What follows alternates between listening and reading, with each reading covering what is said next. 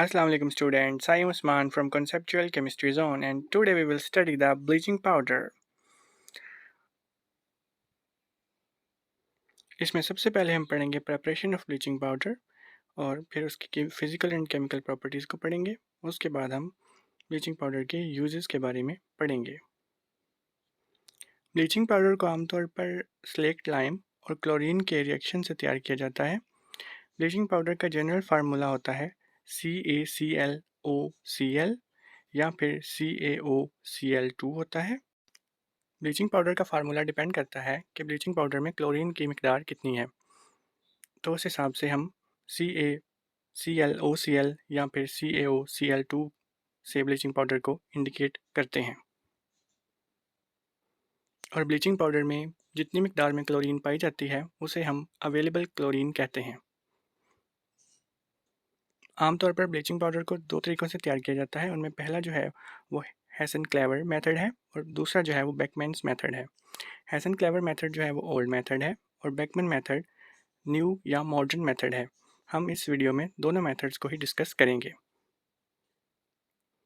ये दोनों मेथड्स बिल्कुल एक दूसरे से सिमिलर हैं, इवन कि इनमें जो रिएक्टेंट्स इस्तेमाल होते हैं वो भी सिमिलर हैं और इंस्ट्रूमेंटेशन भी काफ़ी हद तक सिमिलर है।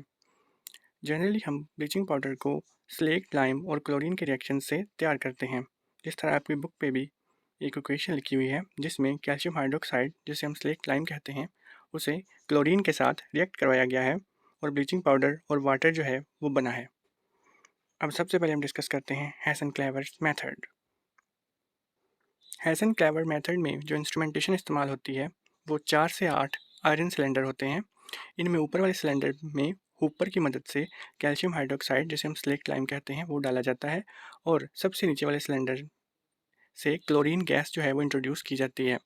अब स्लेक्ट लाइम जो कि ऊपर की मदद से डाला जाता है वो रोटेटिंग स्टिरर की मदद से नीचे को मूव करता है और क्लोरीन गैस जो कि नीचे से इंट्रोड्यूस की जाती है वो ऊपर की तरफ जब उठती है तो कैल्शियम हाइड्रोक्साइड और क्लोरीन के रिएक्शन से ब्लीचिंग पाउडर जो है वो तैयार किया जाता है। इस मेथड में आपने ये बात याद रखनी है कि स्लेक्ट लाइम कैल्शियम हाइड्रोक्साइड हमेशा ऊपर से इंट्रोड्यूस किया जाएगा और क्लोरीन गैस जो है वो हमेशा नीचे वाले सिलेंडर से इंट्रोड्यूस की जाएगी। नेक्स्ट हम बात करते हैं जी बेकमैन्स मेथड की। ये एक मॉडर्न मेथड है जिससे हम ब्लीचिंग पाउडर को तैयार कर सकते हैं। इसकी इंस्ट्रूमेंटेशन की अगर बात करें तो देखें, सबसे ऊपर एक हुपर जो है वो इस्तेमाल होता है। उसके बाद अगर हम लेफ़्ट पे देखें तो एक आउटलेट है जो कि वेस्ट शुदा गैसेस को बाहर निकालने के लिए इस्तेमाल होता है। इस सारे ऑपरेटर्स को हम क्लोरीनेटिंग टावर भी कहते हैं। अगर हम इस ऑपरेटर्स के राइट बॉटम की तरफ देखें तो हमें ये बात पता चलती है कि दो इनलेट्स हैं जिनमें से एक जो है वो क्लोरीन को अंदर इंट्रोड्यूस करने के लिए इस्तेमाल की जाती है और दूसरी जो है वो हॉट एयर को अंदर इंट्रोड्यूस करने के लिए इस्तेमाल की जाती है। इस मेथड में भी जो स्लेक्ट लाइम है वो ऊपर से इंट्रोड्यूस किया जाता है और क्लोरीन और हॉट एयर जो है वो नीचे से इंट्रोड्यूस की जाती है। जब कैल्शियम हाइड्रोक्साइड जो कि ऊपर से हुपर की मदद से इंट्रोड्यूस किया जाता है नीचे को मूव करता है और क्लोरीन गैस जो कि नीचे से इंट्रोड्यूस की जाती है जब ऊपर को राइज करती है तो दोनों के रिएक्शन से ब्लीचिंग पाउडर तैयार हो जाता है। इस मेथड में याद रखने वाली बात यह है कि ये मेथड काउंटर करंट मेथड पे काम करता है। बहुत सारे एग्जाम्स में पूछा जाता है कि जो बेकमैन्स मेथड है उसका वो किस मेथड पे काम करता है, तो आपने कहना है कि काउंटर करंट प्रिंसिपल को ये फॉलो करता है। ब्लीचिंग पाउडर की जो वॉशिंग एक्टिविटी होती है या ब्लीचिंग एक्टिविटी होती है वो ब्लीचिंग पाउडर में मौजूद क्लोरीन पर डिपेंड करती है। जैसे कि हम जब ब्लीचिंग पाउडर को फ्री एयर में रखते हैं तो क्लोरीन लूज़ हो जाती है जिसकी वजह से ब्लीचिंग पाउडर की ब्लीचिंग एक्टिविटी कम हो जाती है।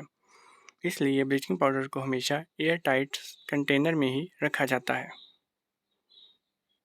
अगर हम ब्लीचिंग पाउडर की फ़िज़िकल प्रॉपर्टीज़ की बात करें तो bleaching powder yellow white powder की तरह का होता है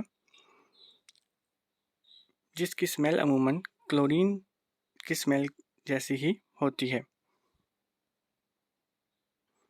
अगर हम ब्लीचिंग पाउडर की केमिकल प्रॉपर्टीज़ की बात करें तो हमें पता चलता है कि ब्लीचिंग पाउडर एक स्ट्रॉन्ग ऑक्सीडाइजिंग एजेंट है। इसके स्ट्रॉन्ग ऑक्सीडाइजिंग एजेंट होने की वजह से ही ये वॉशिंग में इस्तेमाल होता है। जब ये वाटर के साथ रिएक्ट करता है या इसे वाटर में डिज़ोल्व किया जाता है तो हाइपोक्लोराइट आयंस जो हैं वो बनते हैं। जब ब्लीचिंग पाउडर को limited quantity of sulphuric acid से रिएक्ट कराया जाता है तो हाइपोक्लोरस एसिड बनता है, और जब इसे एक्सेस सल्फ्यूरिक एसिड के साथ रिएक्ट कराया जाता है तो क्लोरीन गैस जो है वो रिलीज़ होती है। और इस रिएक्शन को ब्लीचिंग पाउडर के टेस्ट के तौर पे भी इस्तेमाल किया जा सकता है। जैसे कि हम ब्लीचिंग पाउडर को जब एक्सेस ऑफ सल्फ्यूरिक एसिड के साथ रिएक्ट कराते हैं तो जो क्लोरीन गैस इवॉल्व होती है उसकी मिकदार को हम जांच सकते हैं और अंदाज़ा लगा सकते हैं कि ब्लीचिंग पाउडर जो है वो किस नौइयत का है। इस सूरत में जितनी क्लोरीन गैस की मिकदार ज़्यादा रिलीज़ होगी उतना ही ब्लीचिंग पाउडर ज़्यादा स्ट्रॉन्ग होगा और वॉशिंग में अच्छा इस्तेमाल हो सकेगा। और क्लोरीन की इस मिकदार को अवेलेबल क्लोरीन कहते हैं। ये एग्ज़ाम पॉइंट ऑफ व्यू से काफ़ी इंपॉर्टेंट है। बहुत सारे एग्ज़ाम में पूछा जाता है कि व्हाट इज़ अवेलेबल क्लोरीन, तो ये इसका आंसर आपको आना चाहिए। और अमूमन ब्लीचिंग पाउडर्स में 35 से 40% जो है वो अवेलेबल क्लोरीन मौजूद होती है, जो कि ब्लीचिंग पाउडर की ब्लीचिंग पावर के लिए अहम रोल प्ले करती है। नेक्स्ट हम बात करते हैं ब्लीचिंग पाउडर की यूजेस की। तो सबसे इम्पोर्टेंट यूज़ ब्लीचिंग पाउडर का ये है कि ब्लीचिंग पाउडर को क्लोरीन गैस, ऑक्सीजन गैस और क्लोरोफॉर्म बनाने के लिए इस्तेमाल किया जाता है। इसे पानी को साफ़ करने के लिए भी इस्तेमाल किया जा सकता है। ब्लीचिंग पाउडर को अनश्रिंकेबल वुड बनाने के लिए भी इस्तेमाल किया जाता है, और ये एमसीक्यू में बहुत बार पूछा जाता है कि which compound is used to form unshrinkable wood. तो ये आपने याद रखना है ये यूज़। ब्लीचिंग पाउडर को कॉटन, लीलन और पेपर पल्प को साफ़ करने के लिए भी इस्तेमाल किया जाता है, लेकिन इसे वुड और सिल्क को साफ़ करने के लिए इस्तेमाल नहीं किया जा सकता, क्योंकि जब वुड और सिल्क को इससे साफ़ किया जाता है तो वुड और सिल्क क्लोरीन की वजह से डैमेज हो जाती हैं। ये भी आपने याद रखना है कि डेलिकेट फाइबर्स जैसा कि वुड और सिल्क जो हैं उन्हें ब्लीचिंग पाउडर से साफ़ नहीं करना चाहिए। इसकी बड़ी वजह यह है कि ब्लीचिंग पाउडर में मौजूद क्लोरीन जो है वो वुड और सिल्क के फैब्रिक्स जो हैं उन्हें ख़राब कर देती है। ये ब्लीचिंग पाउडर के रिलेटेड कुछ अहम एमसीक्यूज़ हैं जो डिफरेंट कॉम्पिटिटिव एग्जामिनेशंस जैसा कि एमडी कैट, ई कैट और इवन एफएससी एग्जामिनेशन में पूछे जाते हैं, और ये आप एक बार चेकआउट ज़रूर करें। अगर आपको ये वीडियो कहीं से भी हेल्पफुल लगी हो तो मेरा चैनल कॉन्सेप्चुअल केमिस्ट्री जोन ज़रूर सब्सक्राइब करें। Thank you so much for watching.